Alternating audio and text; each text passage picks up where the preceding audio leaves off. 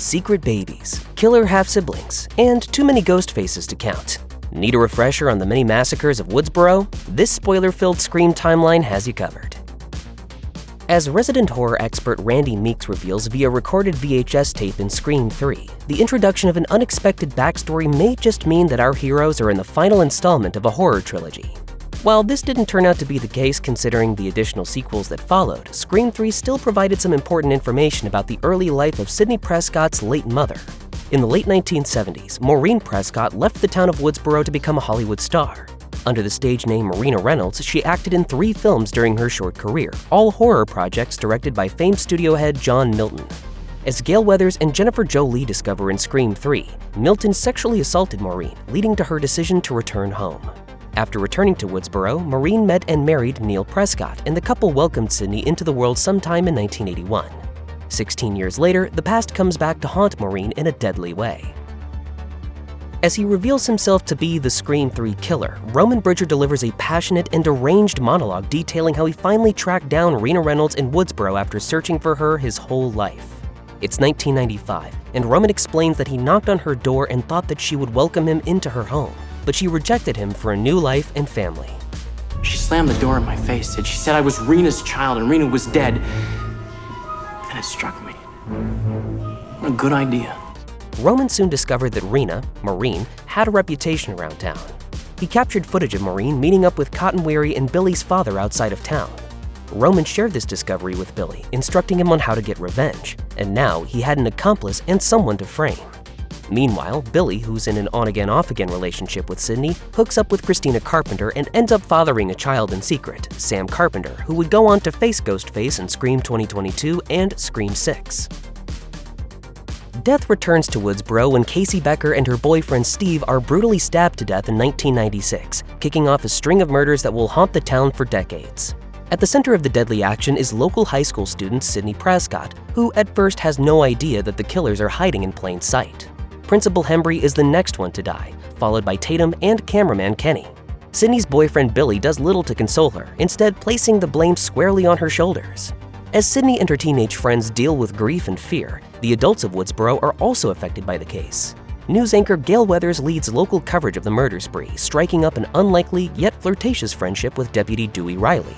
Everything culminates during a party at accomplice Stu Mocker's house, during which Stu and Billy reveal themselves to be the villains behind the Ghostface mask. After a bloody showdown, Sidney, Gale, and Randy are the last ones standing. Deputy Dewey also survives, but just barely. Gale Weathers publishes her debut novel titled Wrongly Accused: The Maureen Prescott Murder sometime between 1995 and 1996. Naturally, Sidney doesn't appreciate seeing her mother's memory being used to sell books. I'll send you a copy. Oh, jeez. The next morning, Sidney attempts to apologize to Gale for assaulting her, and the two ultimately discuss a few finer details of the book. In Wrongly Accused, Gale posits that Cotton Weary was falsely identified as Maureen Prescott's killer and uses various pieces of evidence and testimony to refute Sidney's claims. Cotton admits that he had an affair with Sidney's mother, but asserts that he's been framed for her murder. Not a single word of Cotton's story ever changes over time, and it plants a seed of doubt within Sidney. For her follow-up novel, Gale Weathers records the events of Scream in her 1997 book, The Woodsboro Murders.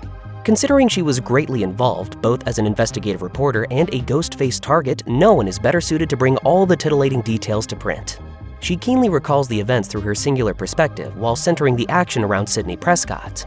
Gale exaggerates certain elements from the real events, including her cameraman Kenny's death and the big finale. In Scream 2, it's Dewey who has an issue with Gale's work, specifically her depiction of him. Page 32. Deputy Dewey filled the room with his Barney Fife-ish presence. The Woodsboro Murders becomes the inspiration for a blockbuster slasher franchise titled Stab, explored with numerous sequels throughout the Scream universe. Scream 2 unfolds 2 years after the original. Sidney has gone away to Windsor College and finds a passion for theater. She's landed a starring role as Cassandra in The Fall of Troy when a double murder rocks the campus.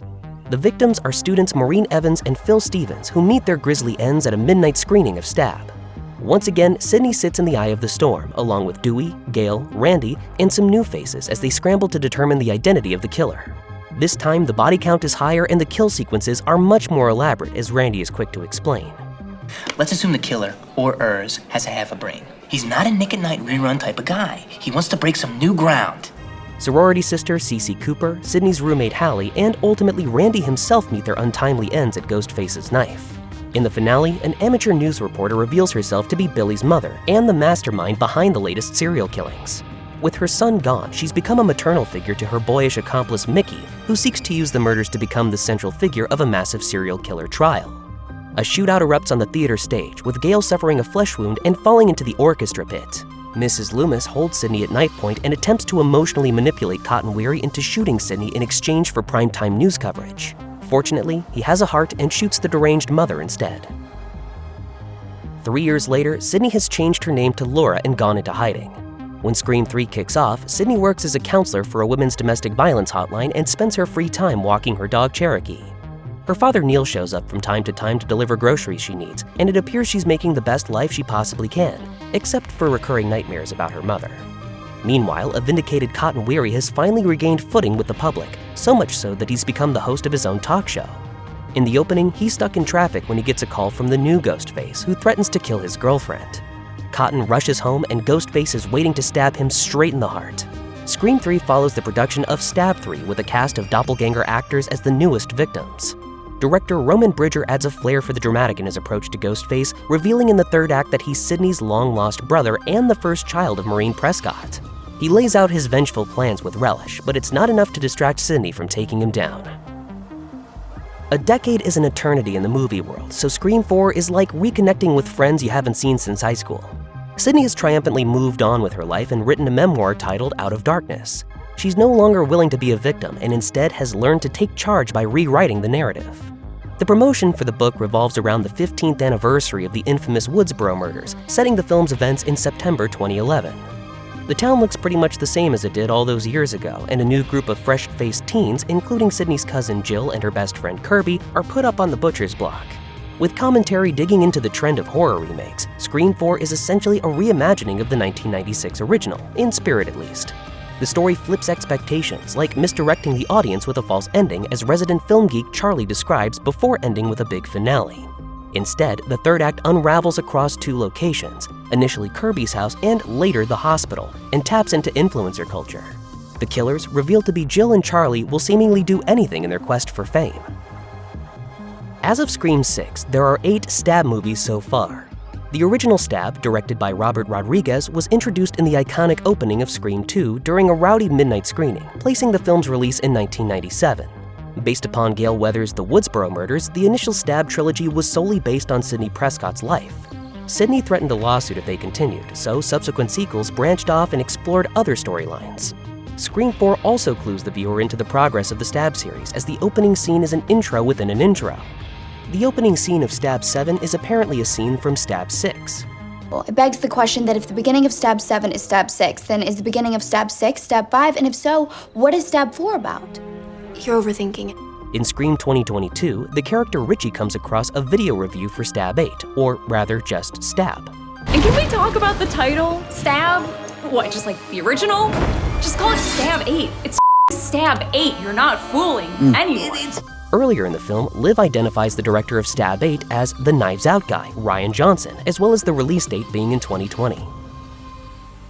10 more years separate Scream 4 and Scream 2022.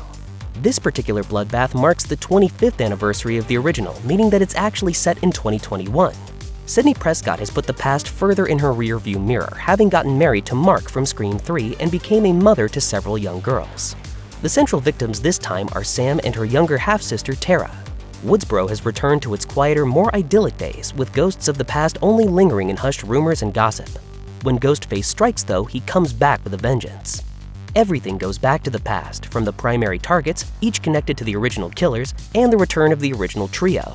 Horror commentary in this installment references legacy sequels, toxic fandom, and so-called elevated horror. Dewey's shocking death in the third act leads to Sydney's long-awaited return to town, but her presence is more of a ceremonial passing of the torch.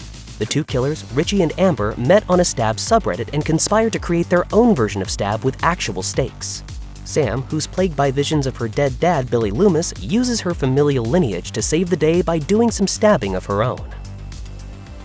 Taking place 1 year after the events of the previous film, Ghostface takes Manhattan as Scream 6 swaps out Woodsboro for the Big Apple.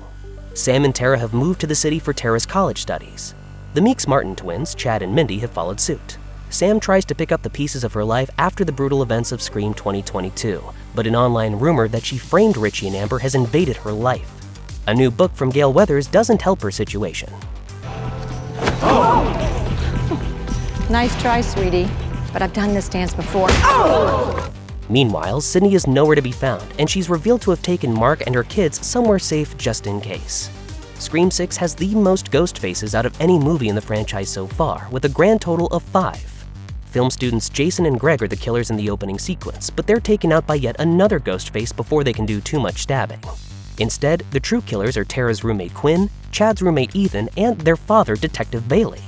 They leave behind masks from every previous ghost face as they prepare to take revenge for the death of their beloved brother and son, Richie. It's thanks to Billy Loomis's influence from beyond the grave that Sam is able to make it out alive with her sister. Following the box office success of Scream 6, work began on a 7th installment. Unfortunately, the production was hit with numerous setbacks, including the exit of stars Melissa Barrera and Jenna Ortega. In November 2023, Barrera was fired over a series of social media posts that were critical of the Israel-Hamas war. Shortly after, Ortega dropped out due to scheduling conflicts with her Netflix series Wednesday. In December, Christopher Landon, who had been tapped to direct the film, announced that he too would be leaving, posting on X that the, quote, dream job had turned into a nightmare. In March 2024, original series star Neve Campbell confirmed her return to the franchise on Instagram, writing, "My appreciation for these films and for what they have meant to me has never waned. I'm very happy and proud to say I've been asked in the most respectful way to bring Sydney back to the screen, and I couldn't be more thrilled." Campbell also confirmed that original screenwriter Kevin Williamson would be returning to the franchise to direct the latest installment. Plot details are still scarce, but in October 2024, comicbookmovie.com reported on a rumor by way of My Time to Shine Hello that Scream 7 would have 2 main storylines, one centered on Sydney and her friends, and the other on Sydney's teenage daughter, whom she shares with Scream 3's detective Mark Kincaid. It's also rumored that the film will take place after a big time jump. While Patrick Dempsey has yet to confirm his return as Mark, it's said he is currently in talks too. Courtney Cox is also rumored to be reprising her role as Gale Weathers. Whatever happens, the next Scream has an opportunity to take things to even greater heights, with perhaps another change of scenery in store. Regardless, it doesn't seem like Ghostface is going anywhere anytime soon.